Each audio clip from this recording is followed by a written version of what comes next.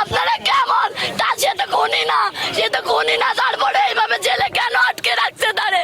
তার স্ত্রী কষ্ট সহ্য করতে না পারে। আমার বোন, আমার একটা বোন, আমার একটা ভাগ্নে আত্মহত্যা করছে, কত কষ্ট নিয়ে মরছে। রাজনীতির কি এই পরে নাম হলো? এত এত কষ্ট করছে, সে তো কোনো খুনি না, তার ছোটখাটো মামলা, তারে কেন ছাড়লো না? কেন ছাড়লো না? কেমন আছে তোমার কাকা? আমার ভাইয়া, তার আমি দুলো ভাই না, আমার নিজের ভাইয়ের চোখে দেখতাম, সে তার কোনোদিন কাঁদতে দেখিনি। হাসিনা সরকারের পতনের পরে সাদ্দাম পলাতক ছিল, তো লাস্ট 11 মাস আগে সে অ্যারেস্ট হয়েছিল গোপালগঞ্জ থেকে। আর অ্যারেস্ট হওয়ার পরে আমার ভাস্তি, ওর ওয়াইফ, ও সবসময় ডিপ্রেশনে থাকতো, হতাশাগ্রস্ত থাকতো। কারণ ওরা চাইতো যে জামিন হোক, বা ওরা চেষ্টা করতো জামিনের জন্য, কিন্তু কোনোভাবেই জামিন হইতো না। বা আমি যতটুকু শুনছি যে একটা জামিন হলে আরও একটা মামলা আসতো আর কি নতুন করে। তো সেক্ষেত্রে অনেকটা ডিপ্রেশন এবং হতাশাগ্রস্ত ছিল, যার কারণে তো সে গতকালকে দুপুরে আমরা তার লাশ ঝুলন্ত অবস্থায় পাই ফ্যানের সাথে, এবং তার বাচ্চা পানির মধ্যে চুবানো অবস্থায় ছিল। এতটুকুই আমরা জানি।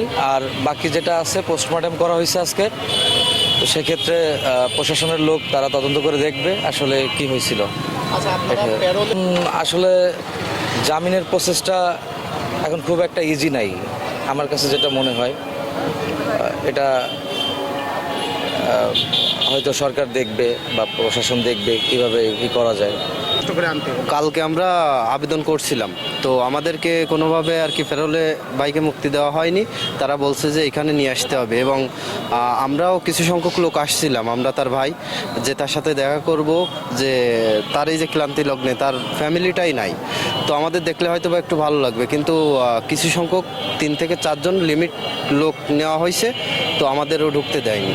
আসলে এই যে দুঃশাসন, সাদ্দাম ভাই খুবই ভালো মানুষ এবং তার ফ্যামিলিও খুবই ভালো মানুষ, তো তার সাথে যে ঘটনা হয়েছে, এই ঘটনা যদি মানে সাধারণ আপনার আমার সাথে হয়, আমাদের কেমন লাগবে এটা প্রশাসনের বোঝা উচিত। তো এভাবে মানুষকে কষ্ট দেওয়া বা ইয়ে করা ঠিক না।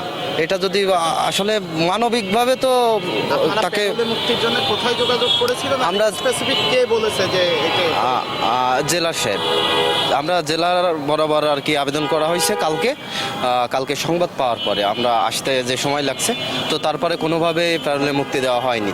বলছে যে মানে ঝুঁকিপূর্ণ, মানে তাকে কোনোভাবে দেওয়া হবে না।